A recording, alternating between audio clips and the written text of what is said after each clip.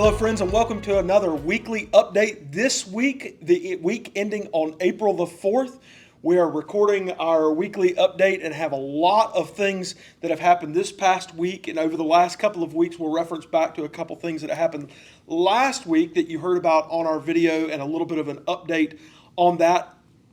Who are you? I'm Mitch. Oh, okay. That's right. Hey, it's good to have introductions, right?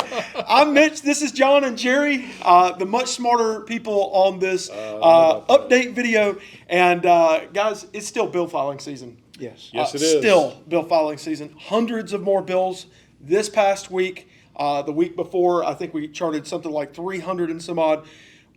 Last count, I think we're monitoring over 300 bills. Yes. Somewhere around 300 bills. Do we read every bill that's introduced? Every in the single bill.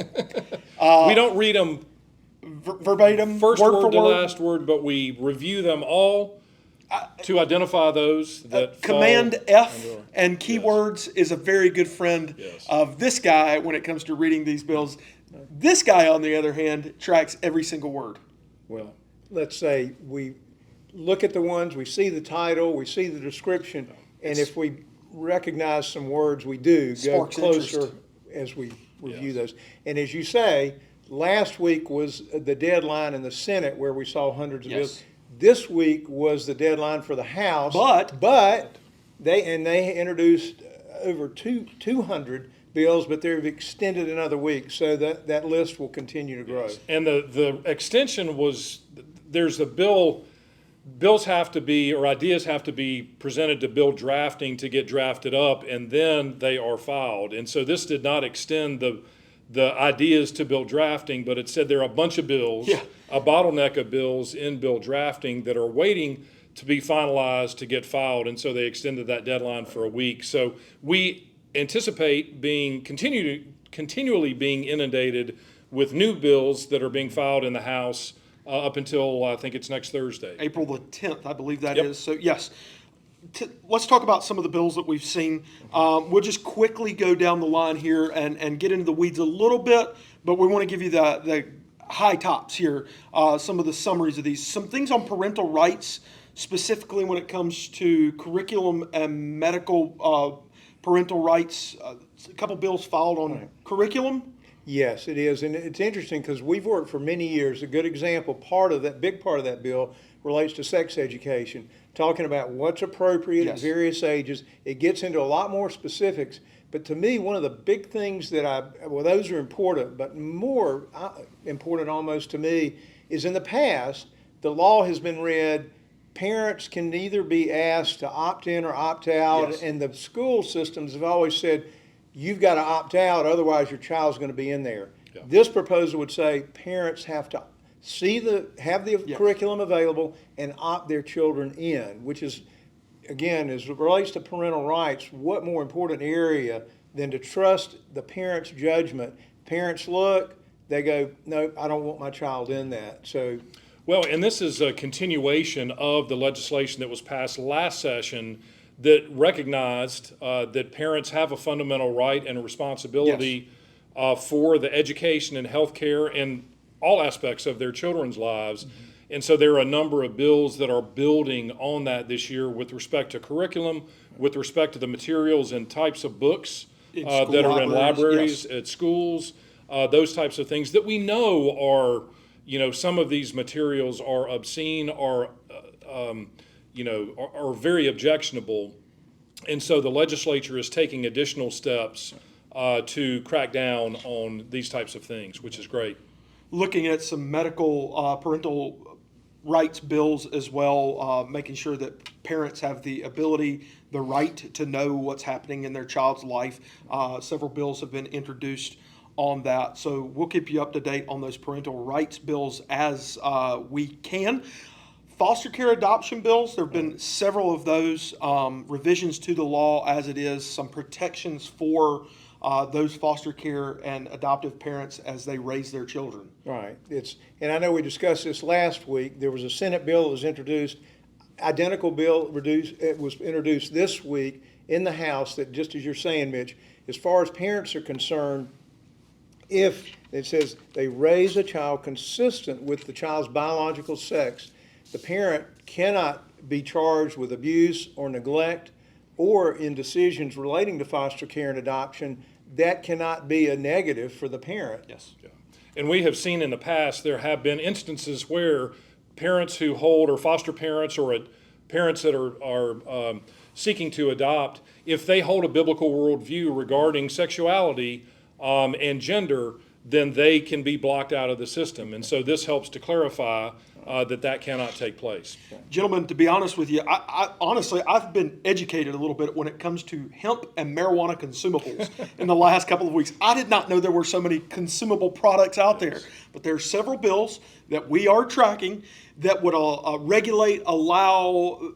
It's very interesting the way, the morass that is this market of hemp and marijuana consumables.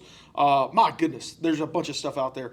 We're going to keep tracking those, making sure that your family is set up for success in every way, shape, and form. Well, of course, the big issue in that arena is the two bills that have been introduced in both the State House and the State Senate that would legalize marijuana for recreational purposes, just across the board. Of course, last session, there was a proposal that came out of the Senate that would legalize quote-unquote medical marijuana. We have not seen a bill filed yet to do that, but we expect and anticipate that it will be coming.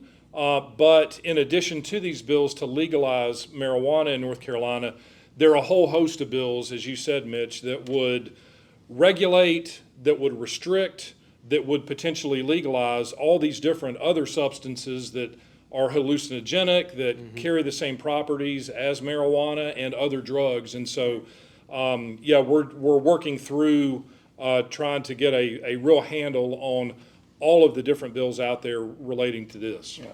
A concern we have with these bills, obviously these are important bills because, as you may see when you drive down the street in wherever you live, these shops are selling products that many of these products people don't know what's in them. There's no real regulation.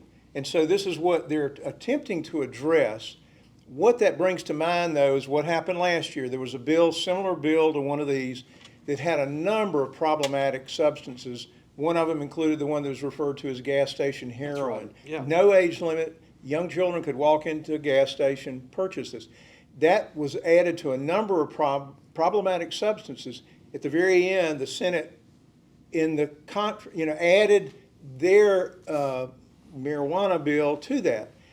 The reason I'm bringing that up is that this week the House, one of the bills that was filed, but then they also debated and passed, was the House Permanent Rules. And Representative John Blust, who served in the House and the Senate, is back in the House for a number of years, has been gone for 6 years. He's back. He has always, whether he was a member of the minority party when the Republicans were in the minority or in the majority party, said the rules are important. And one of the most important ones he pointed to was in our Constitution. It says every bill should be read 3 times. In other words, there should be proper deliberation. In each chamber. In Yes. each chamber. Yes. Proper debate. Well, what he saw, he didn't point to the marijuana bill, but last year was the gambling, last session, is all of a sudden there at the end, as you all may remember, the House and Senate were working through their differences in the budget.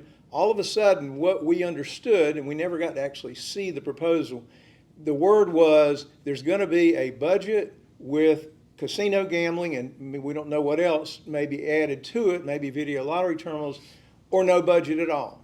And John Blust made the point. He said, we should not operate government that way. Right. We're tempted sometimes, if it would benefit our view, to slip it in, make it such that can't be debated, can't be amended, accepted or rejected. And he was saying we should stop doing that. He was the only Republican who voted against the rules. The Democrats pretty much voted for it. This year, and this is a positive note on what happened, the Democrats and Republicans were both allowed to be part of the rulemaking process. They listened, even though the Republicans were in control, they didn't have to. The Democrat leader in the House acknowledged, and this is the way we love to see government work, they listen to each other. The party who's in the majority can make the final decision, but they listen to both sides. So I'm saying they pointed out a possible negative in these rules that were passed that will still allow these conference reports to put items in that have never been debated, properly addressed. But the positive was they're listening to each other, and I hope that's a sign of good things to come and what the legislature is going to do this session with Democrats and Republicans trying to work together. Needless to say, there are hundreds of bills. We're continuing to track them. We are monitoring them, including, gentlemen, the Ric Flair bill. The 2 claps and a woo for Ric Flair, which would set up I think a wrestling museum here in the state of North Carolina, and it's a bipartisan bill, so pretty interesting. Let's move on to a little bit of from that important note. Let's move on to some of the things that we've done. Action that we've done this past week. John, tell us about HB 7, the REACH Act. Well, House Bill 7 is called the NC REACH Act, and REACH stands for North Carolina Reclaiming College Education on America's Constitutional Heritage Act. And this bill would essentially require at least 3 credit hours of instruction in American history or American government that provides a comprehensive overview of the major events and turning points of American history and government. It would require this instruction both in our university system and in our community colleges as a requirement for graduation. And it would require that each student has to read at least the following documents in their entirety. Now hold on to your seats because this is very controversial. Yeah. The Constitution of the United States, the Declaration of Independence, the Emancipation Proclamation, at least 5 essays from the Federalist Papers, Dr. Martin Luther King Jr.'s letter from Birmingham jail, the Gettysburg Address, and the North Carolina State Constitution. And so there would be instruction in these and required so that our students who are graduating from college and community colleges are better informed about our founding documents and our founding principles. We had the opportunity to testify in favor of this bill in the committee and appreciate that opportunity. They added Washington's farewell address to that list. Not necessarily controversial on the merits of the bill. There was some back and forth on exactly how it would be implemented. Very interesting to see the process and how this is going to continue to work as it moves through the legislature. Another bill that we've been tracking and some action on is HB 424, the social gambling bill. John, you were able to testify on that one. Slightly different note on that one. Yes, we did not support this bill, and this bill would basically allow gambling for money in residences, houses, and at like community clubhouses, like in your neighborhood, which is currently illegal. North Carolina law says that gambling between private parties, unless it's authorized by some other statute, is illegal in North Carolina. This is kind of like the baseline law that says gambling is illegal unless it's been authorized by the General Assembly in some other form. So this bill would essentially allow legalized gambling in, again, every home and community clubhouse in North Carolina, including high-stakes poker games, yes, high-stakes blackjack games, and the like. I testified in the committee that there were a number of significant loopholes in this bill that caused us great concern, not only because the bill would legalize a form of gambling that's currently not legal in the state, but that the perceived protections that were supposedly written into the bill actually had huge loopholes that could allow poker houses, for-profit, and other types of gambling venues all across the state, and this is a huge concern. Yeah. One thing too, John, and not to point specifically to people, but part of the testimony and the way the bill was presented, they kind of said they first just said friendly games, right, and didn't mention the gambling aspect of it, and then actually said, these are not high stakes, and they specifically said, nobody betting the farm. Well, interestingly, John, literally the day before, John was talking with someone, and this, I'll let you. Well, I was talking to an individual and describing this bill, and they said, as a matter of fact, my uncle lost the farm at one of these poker games. He literally bet the farm and lost it. And these are types of games that take place in residential neighborhoods. People may, not only are betting cash money, but also, property, their car, they may throw their car keys in. These things can get out of hand really, really quickly. And so it is a great concern. And we've heard anecdotal evidence of, lots of these incidents of this happening. Our expression to the General Assembly is they need to continue to maintain this as illegal activity because it's not good for individuals, for families, for neighborhoods and communities across the state. The reason that we really care about this, and we've told you this often, but I think it bears repeating often, is that we've been researching gambling issues for decades. And the research continually shows that the more forms of gambling that are legalized, the more people that are going to gamble, the more people that are going to gamble, the more people are going to develop gambling addiction problems. And problem and pathological gambling manifests itself in things like increases in theft, embezzlement, job loss, personal bankruptcy, substance abuse, domestic violence, child abuse, divorce, and even suicide. And this is the human cost Yes. of gambling and the victimization of citizens who are either addicted gamblers themselves or family members or friends of those who do, who are impacted by the gambling addiction. And so we don't need to continue to authorize in our state additional forms of gambling. So many times these bills are presented as these harmless, Innocuous, innocuous. yep. Ultimately, they do not set the family up for success. Correct. As John just pointed out, so many detriments to the family occur when these things are allowed to take place. We want to set the family up for success and children up for success. And I think staving off things like this are the best way to do that. Right.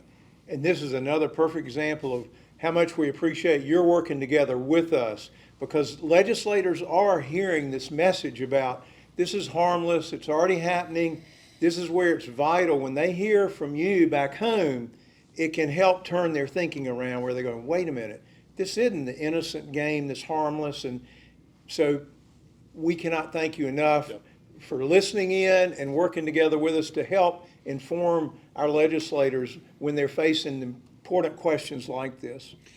Quickly to wrap up the video today, John and I were in Washington this past week. A very interesting tidbit of information, actually a really exciting bit of information that we were given last week in Washington, and it came true to fruition this week. On Monday, Congressman Mark Harris introduced the From North Carolina.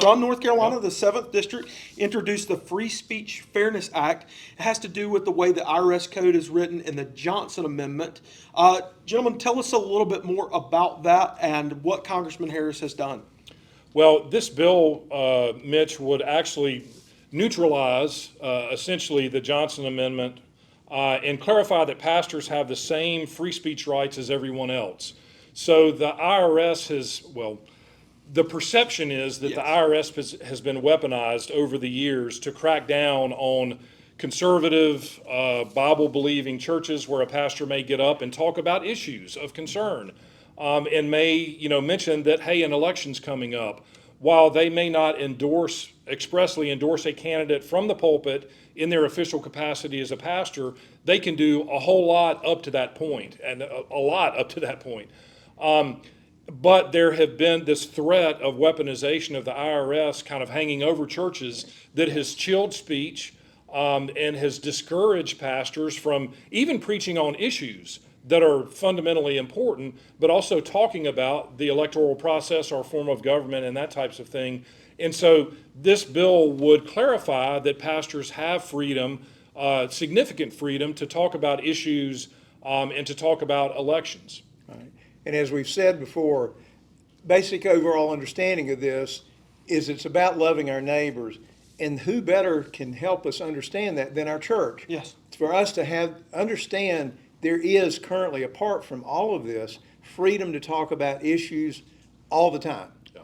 And it's an important part of our life together to help each other see this is harmful, this is not good, or this is very good for our neighbors. So again, this is in many ways helping to clarify the freedom that we currently have. Well, and Mark Harris is a great one to have introduced Baptist this bill. Yes, being a Baptist pastor and being in the pulpit for decades, and can speak to this issue with a great deal of authority. And I know he represents the interest of lots and lots of citizens, lots of pastors and churches across our state. That pastors, we need to clarify that pastors, church leaders, and other individuals have great freedom to talk about these issues in important elections and things of that nature. Wow. There's a lot going on. Yes. We're going to keep you informed through these weekly update videos and all the articles that our team is writing that we're continually churning out. We've got a brand new magazine coming out here in just a couple of months, and we are looking forward to introducing that to you, a brand new issue of our magazine coming out, and we can't wait to put that in your hands. For John, Jerry, and the rest of our team, I'm Mitch Prosser, and we are so grateful that you have watched another one of our weekly update videos. Thanks.